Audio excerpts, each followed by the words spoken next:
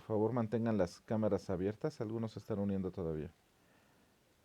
Ya, voy a tomar una captura de pantalla. Entonces, permítanme un segundo. Listo, tomé la captura de pantalla. Ya quien quiera cerrar sus cámaras no hay ningún problema. Ya estoy grabando la sesión. Muy bien, también voy a cerrar mi cámara por lo mismo de que se calienta la máquina. El audio lo voy a dejar abierto. ¿Alguna pregunta hasta el momento? Estuvimos ya discutiendo la parte más conceptual, es decir, si van integrando la parte que hemos estado platicando precisamente este, con eso que discutíamos el día de ayer, es exactamente lo mismo, ¿me explicó? Estábamos viendo la forma en cómo estábamos, o más bien cómo estábamos diseñando precisamente, o cómo estaban saliendo las preguntas y cómo las íbamos respondiendo, ¿me explico? Y que eso es realmente un método de investigación. O sea, en, en realidad la metodología de la investigación son esa serie de pasos que nos van a llevar a contestar una posible pregunta, ¿no? O una posible hipótesis, que no necesariamente es lo mismo, pero una posible hipótesis que sería una respuesta tentativa que nosotros damos a una pregunta que tenemos, ¿no? Esa sería como la parte de la hipótesis, lo vamos a revisar también un poco más adelante. Ahorita estaba revisando la planeación que teníamos y vamos bastante bien con la planeación, no vamos a tener ningún problema. Este, Al momento de estar revisando esta parte, no tenemos ningún problema con la planeación. Muy bien, si no hay dudas, aquí algunos aspectos que debemos de tomar en cuenta. Vean, es lo mismo, otra vez. Si se dan cuenta, es solamente lo mismito que hemos estado platicando. Surgimiento de la idea, tema o el área que se desea investigar. Que es lo que les digo que ya la próxima semana o la siguiente, porque a lo mejor la siguiente semana van a estar un poco atareados con exámenes. Pero sí hay que ir definiendo esto. Una idea, un tema referente al área que desean investigar. Fíjense bien, la pregunta no tiene que estar fina, ¿eh? O sea, no necesariamente tienen que tener ustedes ya la idea bien afinada, ya incluso la pregunta bien clara. No, con que tengan la idea, aunque sea vaga, la vamos a ir aterrizando. Esa es la idea. Vamos a ir aterrizando esa idea de tal manera que posteriormente la podamos seguir utilizando. Puede ser desde el punto de vista cualitativo o cuantitativo, que vamos a llegar en algún momento a eso. Yo pensé que solo llevaban una metodología de investigación, pero parece que llevan dos. Entonces, eso ha complicado un poco las cosas, después les platico por qué. Luego hay que seleccionar el lugar donde se va a desarrollar el estudio. Generalmente, lo que yo he estado notando ahora que estoy dando también seminario de tesis, es que les piden que el área de estudio o el lugar donde van a desarrollar su estudio pues sea muy cercano a Juchitán, dado que ustedes se les da como un tiempo para hacer la parte esta de la investigación o lo que ustedes vayan a realizar. Y y pues se requiere que no salgan mucho del lugar, del sitio donde están. Entonces a lo mejor ahí no hay tanto, ¿no? La elección de los participantes, que en su caso podría ser, ¿no? Si estamos hablando de una parte más pegada a lo humano, como lo clínico que veíamos un poco la parte de cuando estábamos trabajando y decíamos que cómo se realizaba, es que siguen intentando entrar. Ahí está. Este, que cuando se hace estudios sobre los humanos, pues hay que entender, más bien hay que saber quiénes son los que van a participar en ese proceso de estudio. Hay que tener algunos, se les llama criterios de exclusión y criterios de inclusión. Esto lo vamos a retomar cuando cada quien empiece ya a desarrollar su idea, para saber exactamente cuáles son los pasos que debemos de seguir. No todos los estudios o no todas las investigaciones tienen que detener todo lo que está metido aquí, ¿me explico? O sea, habrá algunos que digan, no, pues la elección de los participantes en el proceso de estudio, este, no necesariamente, me explico, a lo mejor algunos trabajan modelos animales, aunque también ahí tendríamos que seleccionar cuáles entran o cuáles no. Pero acuérdense que también hay investigación, por ejemplo, de gabinete o investigación bibliográfica. Por ahí hay una chica del UNISMO que va a trabajar con una cuestión de historias clínicas, ¿no? Ella va a estar revisando las historias clínicas y va a estar haciendo un análisis de un seguimiento. Este, con respecto ahí a un diagnóstico. Entonces, esa parte, por ejemplo, no tendría que seleccionar participantes, ¿no? Utiliza las historias clínicas. Revisión del lugar de estudio, pues aquí también generalmente pues están más enfocados a centros de salud, hospitales, ¿no? Clínicas. Ahí sí tendría que entrar. Realización del trabajo de campo de investigación, ¿no? Que esta también tienen que seleccionar. Una vez que ya seleccionaron el lugar, pues comenzar a hacer la investigación. El diseño de la investigación, que en realidad es el protocolo. Esa es la idea. Si ustedes no desarrollan un protocolo antes de iniciar una investigación, pueden perderse al momento de hacer la investigación. Es decir, el protocolo no nada más funciona para saber qué van a hacer. El protocolo en realidad nos indica o son los pasos que ustedes deben de seguir. ¿Cómo les explico? Es como si hicieran un pastel o quisieran hacer un pastel. Y consiguieran todos los ingredientes, pero luego no siguieran la receta, ¿me explico?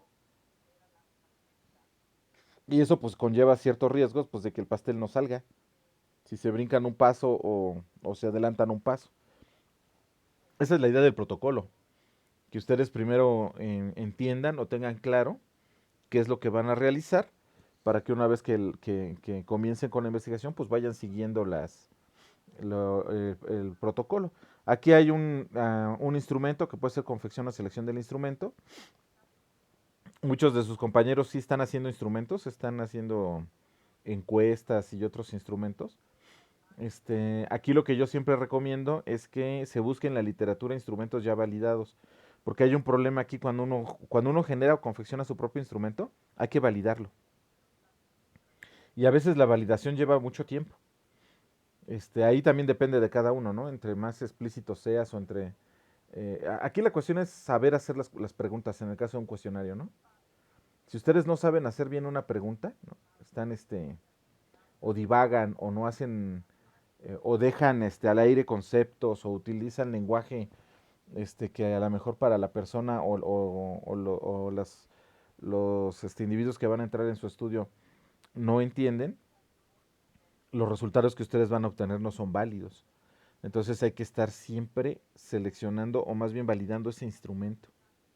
Y generalmente se hacen pilotos, ¿me explico? Casi siempre, ¿no? Yo no conozco o conozco pocos trabajos donde el piloto funciona ya como parte del, del experimento, ¿no? O del estudio.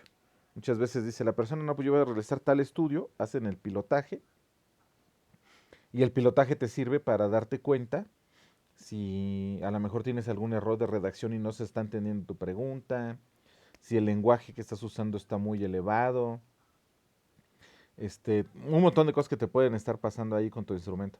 Y ahí te puedes detener mucho tiempo.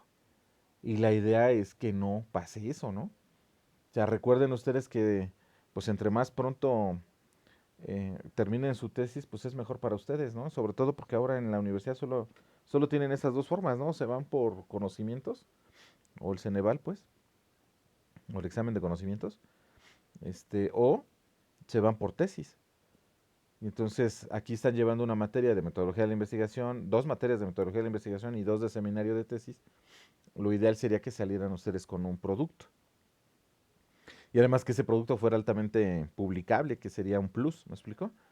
Que ustedes salgan de la licenciatura. Imagínense que ustedes salen a competir al campo laboral y no van a competir ustedes en persona contra otros en persona.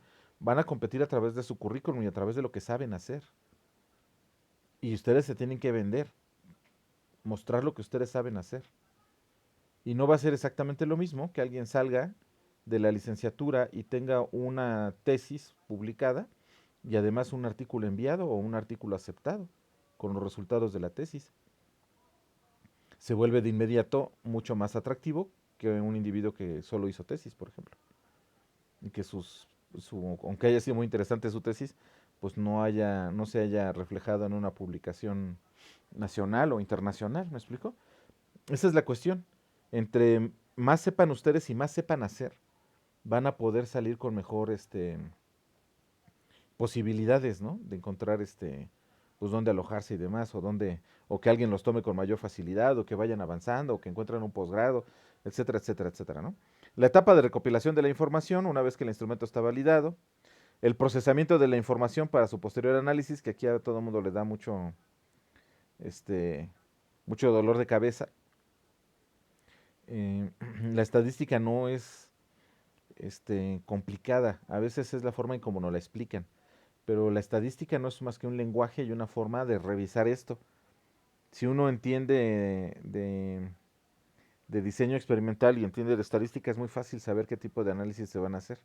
Aquí están los análisis de datos, la confección final de los resultados y la creación del informe final, que en su caso sería una tesis y que yo pues los alentaría a que no se quedaran ahí, sino que se fueran a uno o dos productos más de ¿cómo se llama? De publicación.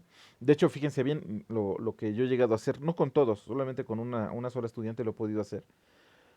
Cuando ustedes deciden ya la idea, ¿no? Ustedes ya tienen la idea, tienen el tema y su título, comienzan a hacer una investigación bibliográfica, que esa es la idea, para que ustedes se empapen del tema, ¿no? Y ustedes comienzan a ser los expertos en el tema. Empiezan a leer, a leer, a leer, a leer y comienzan a darse cuenta y a tomarle la lógica al trabajo, a saber por dónde va la investigación, qué están haciendo, entender toda esta parte. Una vez que ustedes entienden toda esa parte, escriben un texto, que ese texto va a ser su marco teórico, ¿no? Que podría ser introducción y antecedentes, algunos introducción, antecedentes y planteamiento del problema. Y la cuestión aquí sería que esa investigación bibliográfica que ustedes están haciendo generalmente es mucho más extensa de lo que se plasma. De hecho, así se sugiere siempre, ¿me explico? Que ustedes sepan mucho más de lo que está plasmado en su tesis. ¿Y qué va a ocurrir con todo ese conocimiento que ustedes no están plasmando en la tesis? Se lo quedan ustedes. Con una estudiante hicimos una vez un esfuerzo para publicar esa parte, esa revisión que ustedes hacen. Ella hizo una revisión muy bonita de su trabajo, agotó muchísimos artículos. Y lo que iba en su tesis era pues muy poco a comparación de todo lo que ella había revisado. Y en ese momento le dije, ¿por qué no? Dado que en ella resultó todo bien, no hubo retrasos, todo salió muy bien, que no es lo común. Pero ella salió todo muy bien, de pronto tenía ya la tesis prácticamente terminada y todavía tenía como tiempo, antes de entrar al posgrado, porque ella iba a entrar, no, más bien antes sí, antes de entrar al siguiente nivel de estudios.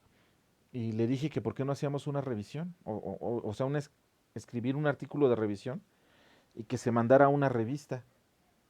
Y se mandó a una revista, en este caso fue la revista de salud en Tabasco, me acuerdo muy bien. Se envió la revisión ahí de lo que ella había hecho, obviamente pues con un tema, ¿no? Y se lo publicaron, entonces ella salió con ese artículo publicado de la revisión y salió con la publicación además de los resultados de su tesis. Y tuvo las dos publicaciones, ¿me explico? Eso me parecería que sería lo mejor que les podría pasar, ¿me explico? Que ustedes salieran con dos productos en lugar de, bueno, con tres, incluyendo la tesis, en lugar de solamente la tesis, que yo siempre les digo a todos, o sea, ¿quién va a leer tu tesis? Pues obviamente tú, porque tú la escribiste, ¿no?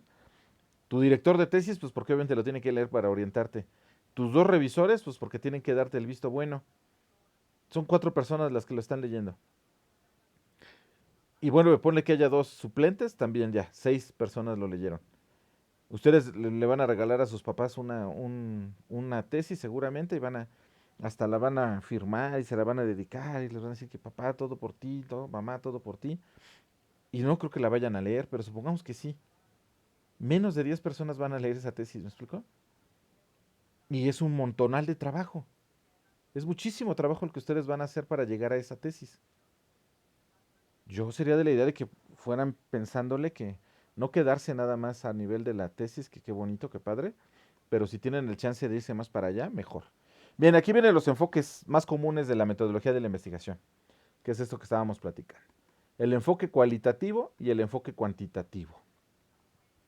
Ambos desde su surgimiento han tenido diversidad de opiniones encontradas, diferencias sustanciales, críticas del uno del otro, etcétera. Pero sí se puede establecer en forma general algunos puntos de contacto entre ambos. Ahorita vamos a ver ejemplos, ¿no? Bueno, obviamente los cuantitativos creen que lo que hacen los cualitativos no sirve de nada, ¿no? Porque si no puedes hacer estadística o no puedes hacer una cuestión objetiva del resultado, o sea, que tú me puedas medir ese resultado, para los cuantitativos no sirve de nada. ¿Me explico? Algo que tú no puedas medir, al cuantitativo no le sirve, ¿no? En cambio, los cualitativos se van por el rollo de la cualidad de las cosas, es decir, sí, pero ¿cómo mides algunos aspectos, no? O sea, por ejemplo, ¿cómo mides el color del tejido, no? O sea, es algo, tú puedes decir, mira, la persona, a ver, otra cosa que sería como más interesante en el punto de vista que tiene mucho que ver con estas cuestiones de cuando está el paciente. Cuando está el paciente, generalmente lo que ves es el rostro y la expresión del rostro, ¿me explico?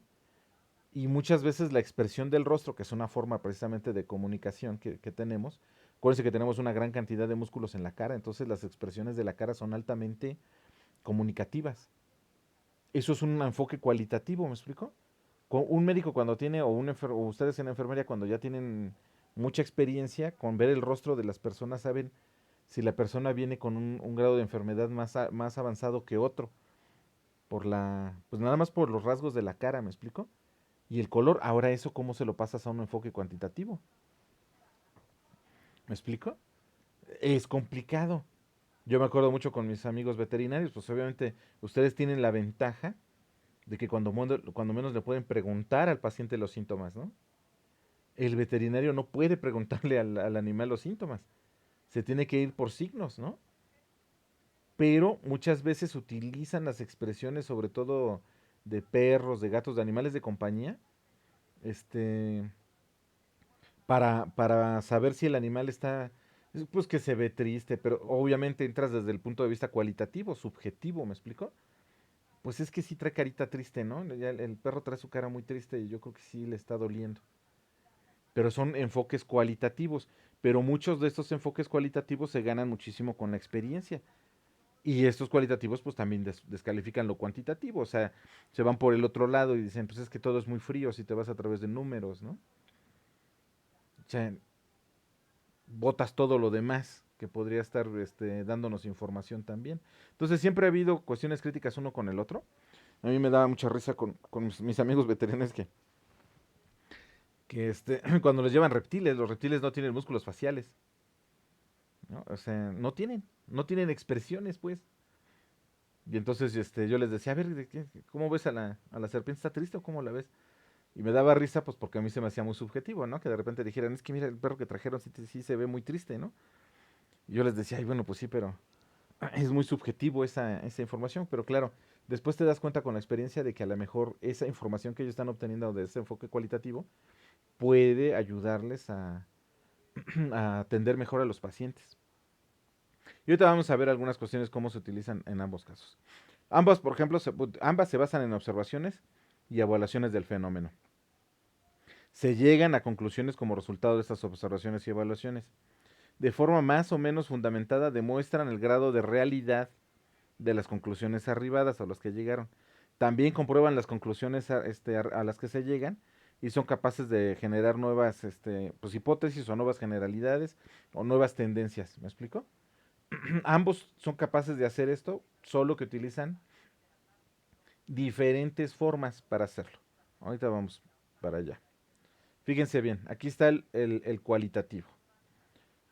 Es una vía de investigar sin mediciones numéricas, tomando encuestas, entrevistas, descripciones, punto de vista de los investigadores, reconstrucciones de los hechos, no tomando en general la prueba de hipótesis como algo necesario.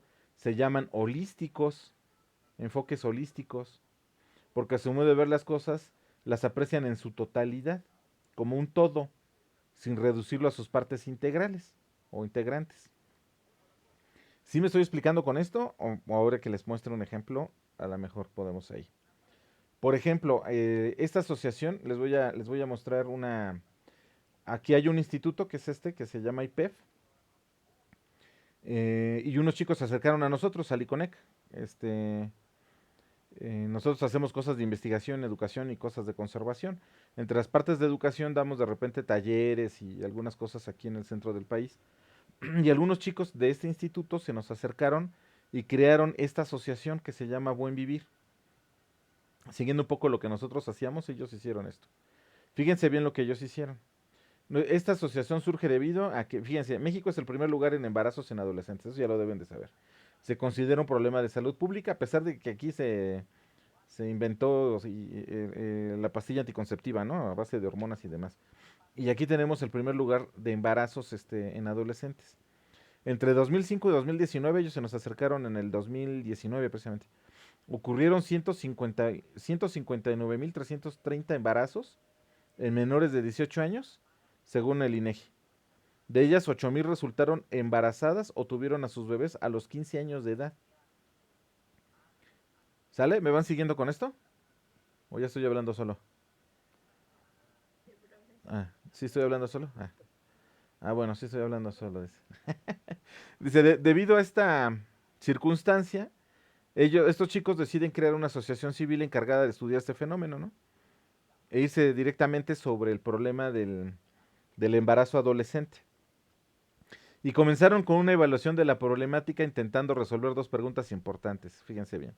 Este fenómeno es causado por la educación sexual recibida, el nivel educativo de los padres, que en realidad fue lo primero que ellos buscaron. Después se fueron con la estructura familiar y el desconocimiento de métodos anticonceptivos. Hicieron un trabajo en realidad más estructural para saber qué era exactamente lo que estaba sucediendo y lo comenzaron a hacer en escuelas privadas, si no mal recuerdo, en adolescentes de escuelas privadas. Creo que sí. Ahorita a ver si me acuerdo bien. Lo que ellos hicieron fue aplicar un cuestionario que fue validado en la Universidad de Salamanca, que eso es lo que les digo. Cuando ellos se nos acercaron traían la idea, pero no sabían cómo hacerla, ¿me explico? Y fue a raíz precisamente de que creo que dentro de su generación o cuando ellos estaban trabajando allí en el instituto, como tres o cuatro compañeras suyas no habían podido continuar el instituto porque se embarazaron. Entonces ellos decían, pero es que, ¿cómo es posible? Bueno, en fin, ¿no? Cosas ahí de embarazos no deseados o embarazos que además, pues inesperados, a lo mejor no deseados, sino inesperados, pero que las chicas decidieron irse a término y dedicarse a la crianza. Entonces ellos utilizan este cuestionario, que ya estaba validado en la Universidad de Salamanca en España, y aplicaron 280 cuestionarios, 140 para mujeres y 140 para hombres, todos en una edad de 15 a 20 años, y si no mal recuerdo les digo que estaban en escuelas privadas. O este es el de públicas, pero lo iban a comparar. Fíjense bien, el 55% de las mujeres encuestadas tuvo su primera relación sexual a los 17 años. Estos no les muestro el cuestionario, por ahí lo debo de tener, que fue el cuestionario validado, sino los resultados que ellos empezaron a obtener de ahí. ¿Me explico? Este es un ejemplo práctico, pero de cómo pueden hacer cuestiones cualitativas combinadas con cuestiones cuantitativas. Aquí la pregunta era, ¿cuándo la edad de tu primera relación sexual? De hecho, la mayoría, no todos los cuestionarios contestados no traían datos personales, ¿no? Y se tenía que firmar una carta de consentimiento de la persona que iba a contestar. Ya no me acuerdo bien de todos los detalles, pero sorprendió esto, por ejemplo, la relación sexual de las mujeres, al menos las encuestadas, el 55% dijo haberlo tenido a los 17 años, pero solo el 50% utilizó algún método anticonceptivo. ¿Me explico? O sea, de este 55%, el otro 45% lo tuvieron a más de 17 años, al menos en esta zona, ¿no? Sería una buena idea checar cómo es en otras zonas. Pero de este 55% de mujeres que aceptaron haber tenido su primera relación a los 17 años, solo el 50% utilizó algún método anticonceptivo en su primera relación sexual. Aquí ya viene un primer dato interesante. Luego vean, en el caso de los hombres, solo el 17% de los encuestados tuvo su primera relación sexual a los 17 años de edad. Aquí está. Solo estos de los hombres lo tuvieron a los 17 años. Todos los demás hombres lo tuvieron después de 17 años. Pero de este 17% que dijeron sí, a los 17 años lo tuve, el 86% utilizó un método anticonceptivo. Solamente un 14% no utilizó un método anticonceptivo. Aquí ya hay una discrepancia de los datos, ¿me explico? Aquí donde empieza a entrar lo cualitativo. Y tú dices, a ver, ¿por qué hay embarazos entonces o embarazos adolescentes si aparentemente los hombres están utilizando protección y solamente un 17% de los hombres están teniendo a los 17 años su primera relación? ¿Quién me indica dónde está la incongruencia o qué estamos observando ahí?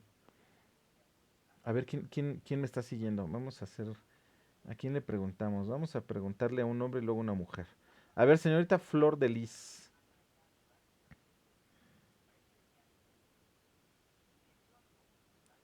Señorita Flor de Lis, muy buenos días. ¿Observa usted algún tipo de incongruencia en este dato que le acabo de dar? Muy buenas tardes.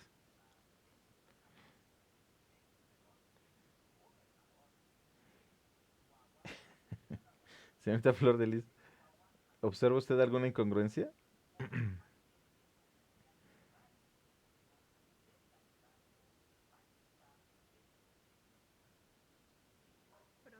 Dígame. Claro, por supuesto, estamos esperando a la señorita Flor de Lis, pero... Ajá,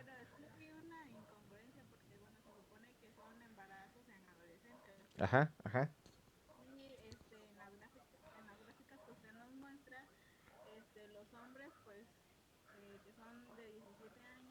ajá, ajá.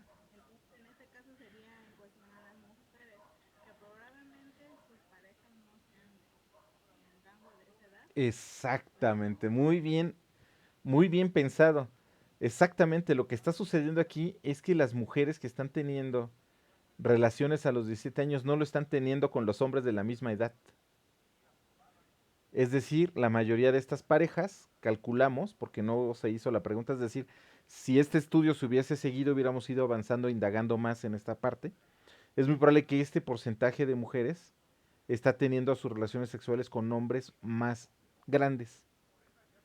Y esto representa que una chica de 17 años que está teniendo una relación sexual con un hombre de 19 o un chico de 19 años, seguramente la chica piensa que él sabe lo que está haciendo.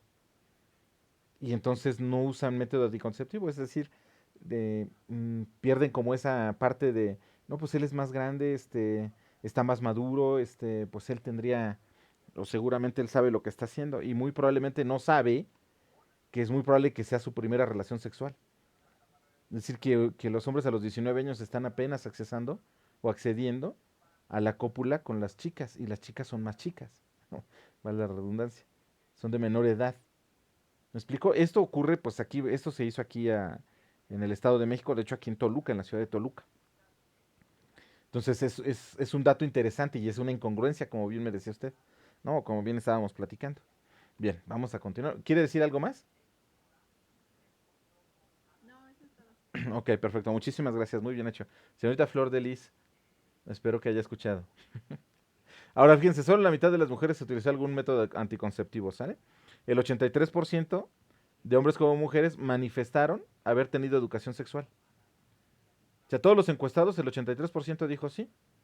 Yo en algún momento he tenido o he recibido clases de educación sexual. Un 17% manifestó que no, muy seguramente sí, pero no lo, no lo recordaban o no quisieron manifestarlo. ¿Por qué? Porque en las escuelas pues ya se da, ¿no? Es muy común que se hable de estos temas, sobre todo en secundarias y preparatorias, ¿no? Bien, el 83%. Ahora va. De manera general, el 70% ha recibido educación sexual en la escuela. Así que solo un 30% recibe educación sexual en casa. Pero para el caso de las mujeres se redujo a un 21%. ¿Me explico? Fíjense bien lo que estamos viendo. En una sociedad como la de Toluca, que es una sociedad rara, ¿no? Un poco, ¿cómo les puedo decir? Conservadora. Solo el 30% de los hombres dijeron haber recibido educación sexual en casa. O sea que alguno de los padres le dijo o le habló de cuestiones sexuales. Mientras que en las mujeres se reduce al 21%. Todavía menos, ¿me explico? Fíjense, el 90% de los que han recibido educación sexual, o sea, de los que sí habían recibido sexual en casa, provienen de una familia compuesta. ¿Me explico? O sea, padre y madre. Solo 5 proviene de padres divorciados y otro 5% de familias monoparentales. El resto fue de familias donde están ambos. Es un dato interesante también. Vámonos. Si bien es cierto, hombres y mujeres recurren a familiares en caso de dudas sobre sexualidad, observamos que son las mujeres quienes recurren más al internet para tratar de resolver dudas. Vean, este es en el caso de las mujeres. Un 48% dijo acercarse a familiares. Familiares eran desde primos, tíos, hermanos y papás. Pero generalmente los papás, aquí no está el dato, porque esto después se hizo en otra evaluación. A los papás se acercaban menos, se acercaban más a los primos o a los hermanos o hermanas, dependiendo. Un 11% se acerca a un profesional, se acercaban a ginecólogos o profesionales de la salud. Y un 41% de las mujeres se iban sobre el internet cuando tenían alguna duda sobre sexualidad. Y vean en el caso de los hombres, muy parecido a lo de las mujeres, 47% con familiares. Vean, 27% con profesores. Acá si se dan cuenta, ninguna mujer manifestó haber ido con un profesor. Solo en los hombres sí. Un 27% se acercan a profesores a preguntar. Solo un 1% se acercó a algún profesional. Aquí en este caso el 11% todos fueron con ginecólogo, ¿eh? Y el otro 25% se acercó a internet. Si se dan cuenta es muy bajo la cantidad de personas que, digo, de hombres que se acercaron al internet en caso de duda. ¿Sale?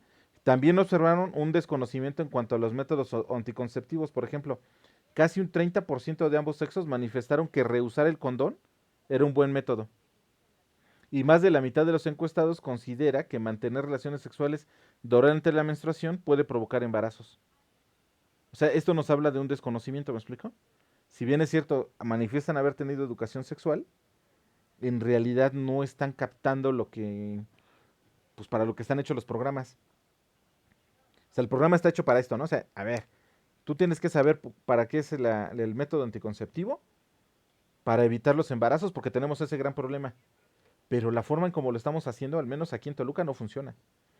O sea, hombres y mujeres piensan que pueden rehusar el condón, por ejemplo. Y otros que se podían embarazar durante la menstruación. Es decir, un desconocimiento completo del mismo ciclo menstrual. ¿Me explico? Del mismo, o sea, si no hay endometrio, no hay embarazo. Y el endometrio se está descamando justo durante la menstruación. Entonces aquí viene un desconocimiento más grave. No les voy a mostrar todo, pero fíjense, la asociación concluyó, aún es un tabú en una sociedad como la nuestra el hablar de sexualidad y planificación familiar en casa. 30% de hombres y se agudiza todavía en mujeres el 21%. Quizás esto tiene que ver con el estigma de la sexualidad femenina, que aún está presente hoy en día en sociedades como la nuestra. Acuérdense que la sexualidad masculina se acepta mucho más que la sexualidad femenina, ¿no? Si hablamos, por ejemplo, de los trabajos de Kinsey, donde Kinsey dice no hay un ser humano que no se masturbe a menos que tenga una patología, ¿no? Estaremos pensando entonces que tanto hombres como mujeres se masturban. Y estamos hablando de edades que no, o sea, no interesa tanto la edad, pues, sino una vez que comienzan con la cuestión de sexualidad o incluso un poco antes en el caso de las mujeres, pues empieza a haber masturbación, pero es un tema tabú.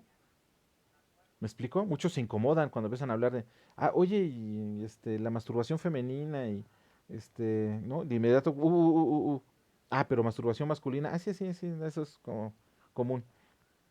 Se debe poner atención al tipo de páginas de internet que recurren los adolescentes, el tipo de información que los profesores manejan. Y fíjense bien, aquí ellos proponían, deben de tener educación sexual los profesores y ellos, si no mal recuerdo, a ver si lo tengo acá. Ajá, esas recomendaciones que ellos sacaron con este trabajo. Deben de existir programas de educación sexual para los padres de hijos adolescentes, ¿me explico? Son los primeros que deben de ser educados. Luego se debe complementar la educación sexual recibida en clase con especialistas en el área, que ese es otro problema que ellos detectaron, que no les muestro aquí, que es que la mayor parte de la educación sexual que se recibe es por el profesor que está dando la clase y que no sabemos de que como no es un profesional en el área de sexualidad, si bien les va a lo mejor a ser un profesional en el área de la salud, pues podría hablarles con mayor apertura. Pero si estamos hablando de un profesor que además da geografía y da otras materias, quizás a él mismo le incomode hablar de educación sexual. y no sabemos si esta educación sexual por parte del profesor está cumpliendo con las expectativas. ¿Me explico? Por eso se debe de complementar con especialistas. Habla de que los profesores deberían tener educación sexual también y en su defecto debería existir un departamento o consejería en educación sexual en las secundarias y preparatorias. Pero ¿qué creen? Que ellos se acercaron, ahorita ya me acordé bien lo hicieron en... Eso que les estoy mostrando es de escuelas privadas. Después lo hicieron en escuelas, ¿cómo se llama? Públicas. No cambió mucho la cosa, ¿eh? Es muy, muy parecido en ambos partes. En la pública todavía se veía menos acercamiento de los padres y menos educación sexual en los padres. Y pero fíjense que no hubo una relación, ¿eh? Entre el nivel de estudios, por ejemplo, de los papás y ¿cómo se llama? La educación sexual en casa. O sea, había algunos que tenían hasta el máximo grado de estudios, hasta algunos con doctorado y demás, y de todas formas no hablaban de sexualidad con sus hijos ni con sus hijas. Y esto que se acercaron, estos resultados los entregaron, ¿eh? Ellos se fueron directamente a las escuelas donde hicieron los trabajos, les mostraron todo a las autoridades de sus escuelas y les decían, es que debería de haber una consejería sexual o una educación sexual. Una sola, que se llama INEDIF, que es una escuela de secundaria y tiene preparatoria, solamente ellos se interesaron en tratar de abrir una consejería de educación sexual en la secundaria y en la preparatoria, con expertos, es decir, ya con alguien experto en sexualidad y que los chicos cuando tuvieran dudas se acercaran directamente a ese departamento. Pero ¿qué creen? Que en el momento que ellos lo plantearon ante los padres de familia, porque es una escuela privada, los padres de familia dijeron que no, porque ellos sentían que se estaba con esto dando pauta a que los chicos tuvieran relaciones sexuales. Nos habla otra vez del tabú de la sociedad. Mientras no quitemos ese tabú de los papás y de la sociedad, vamos a seguir teniendo embarazos adolescentes. ¿Me explico? Fíjense bien, y está muy bonito este trabajo. El problema fue que después cada uno se dedicó a otras cosas y ya la asociación no funciona. Es una lástima, porque los chicos iban muy bien, ya habían encontrado esto, hicieron otro trabajito, después empezaron a plantear otras cosas, pero ya después ya no. Esto, les digo, funcionaron más o menos hasta como por ahí de junio, julio del año pasado. Y después a este año, sí, 2019, sí. Este, ya todo este año se dispersaron porque también ya no consiguieron fondos para seguir trabajando, que es un problema que ahorita tienen todas las acciones civiles. Con la pandemia y todo esto no hay fondos, no hay quien pague para estar haciendo este tipo de cosas. Pero a mí me pareció un trabajo bien, bien, bien interesante. Y además irlo replicando en otras áreas, en otras partes, ¿me explico? Para ir entendiendo toda esta parte de la sexualidad y tratar de entender cómo en un país donde se inventó la píldora anticonceptiva tenemos el primer lugar de embarazos adolescentes con una gran carga hacia el sector salud como un problema de salud pública, ¿me explico? Bien, ¿alguna duda hasta aquí, jóvenes? ¿O esto que les acabo de mencionar les llamó la atención? ¿Qué opinan ustedes? A ver, señorita Flor de Lis, a ver si escuchémosla. Híjole. Díganos, Mande. pues díganos, ¿qué opina? Es que en sí no le entendía lo de la gráfica de donde aparecían las jóvenes y después los jóvenes. Es que se cortó mi internet. Ya, a ver, entonces déjeme. A ver, joven Oswin, ¿le podría explicar a la señorita Flor de Lis lo que no entendió? Buenas tardes.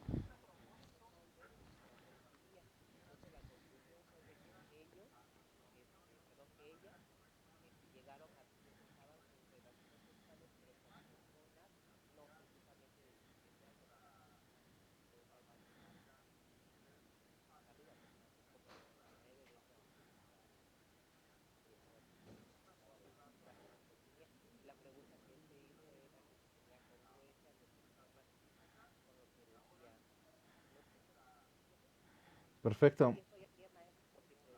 Co- Muchísimas gracias, joven Oswin. Déjeme preguntar. Sí, señorita Flor de Lis. Sí, ya me quedó claro. Gracias. Ok, perfecto.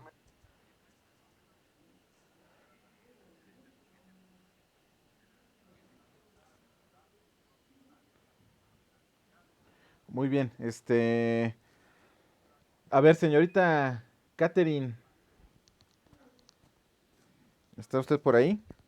Sí, Ajá. En su experiencia, ¿cree que este trabajo es parecido o se replicaría en la zona del Istmo? ¿O cree que sería como diferente a la zona del Istmo?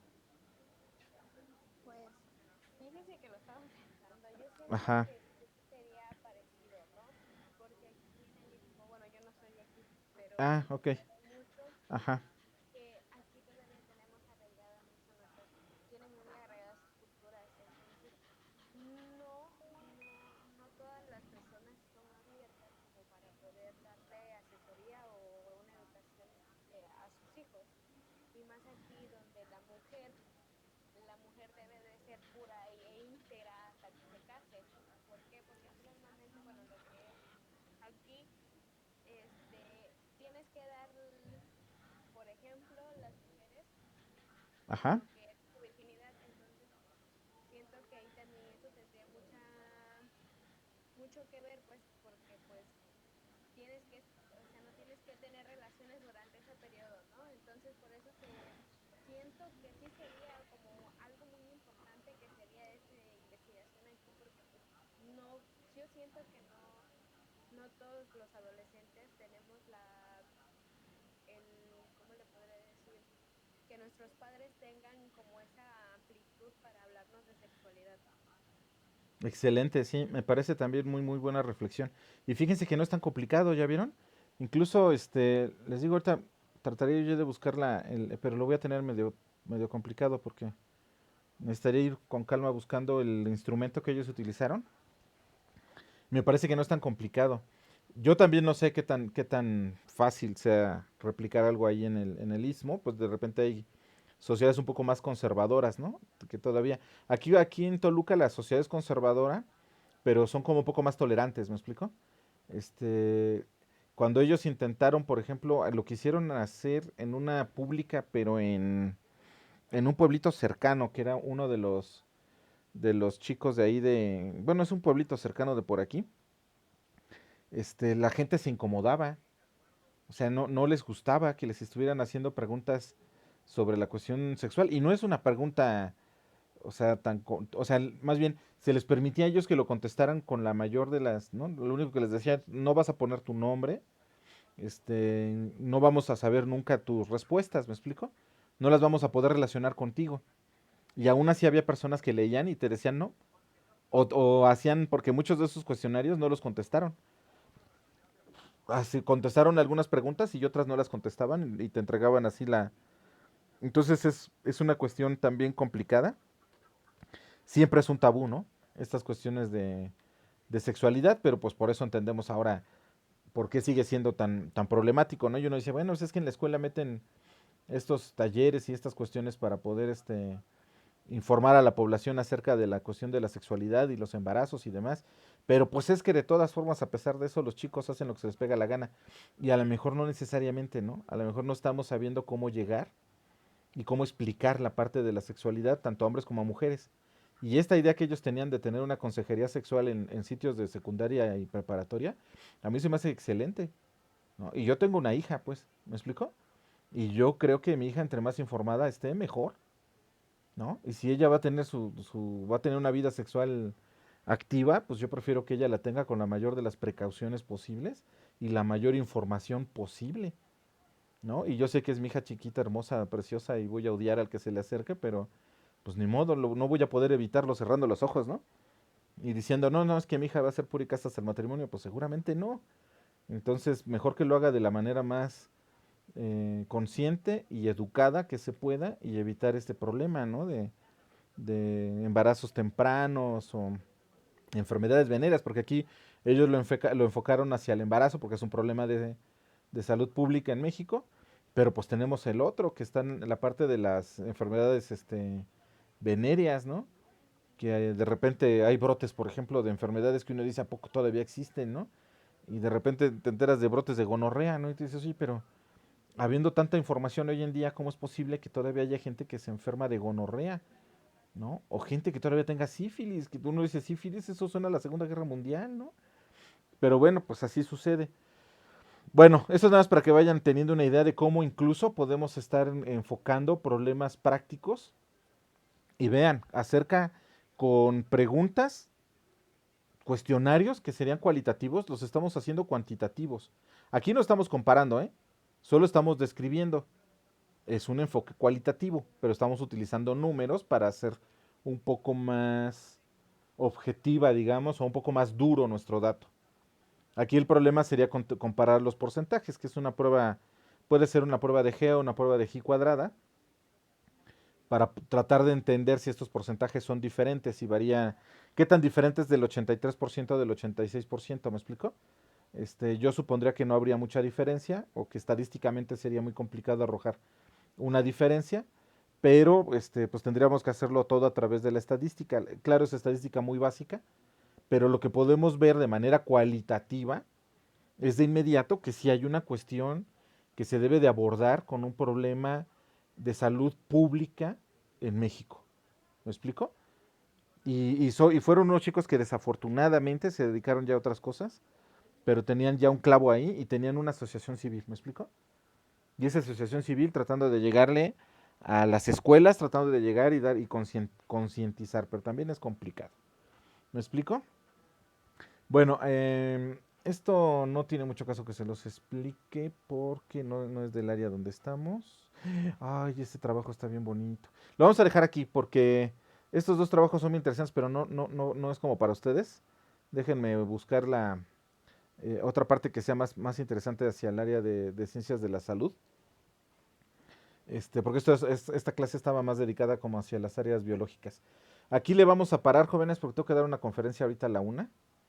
Entonces, me voy a conectar a la otra red y preparar la presentación de la conferencia. Entonces, jóvenes, ahí vamos, ya vamos entendiendo. Acaban de ver un ejemplo de una cuestión cualitativa. Cómo pueden uno desde cualquier trinchera, porque no crean que estos chicos que les puse de la Asociación para la Prevención de los Embarazos y esto, no crean que eran del área de la salud, ¿eh? Es un instituto que se dedica a cuestiones sociales, sí, pero no desde el punto de vista de la salud. Se acercan mucho a comunidades para ver cuestiones de alimentación y violencia familiar y otras cosas, pero empezaron a meterse más hacia el rollo precisamente. Ellos de ahí del IPEF salieron hacia, formaron su propia organización y se fueron hacia la cuestión de la cuestión sexual. Y yo me acuerdo que había un chico que era arquitecto, una chica que era futbolista, por cierto, pero era voluntaria ahí y luego se unió acá con ellos. Y ella se fue para Guadalajara y además está jugando con el equipo femenil de Guadalajara. Y por ahí no me acuerdo qué hacían los otros dos. Una creo que ni estudiaba ni trabajaba.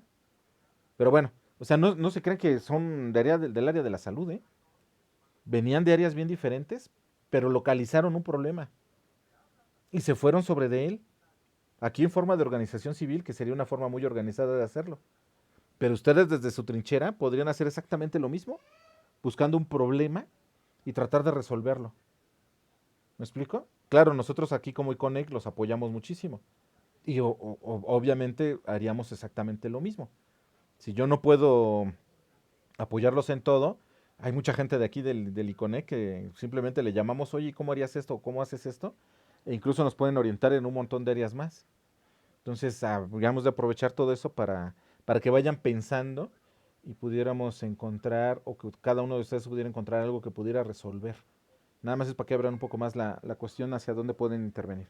Muy bien, jóvenes, muchísimas gracias. Que tengan muy buena tarde. Nos escuchamos el día de mañana, por favor. Gracias, profesor. Hasta mañana, maestro. Hasta mañana, que estén muy bien.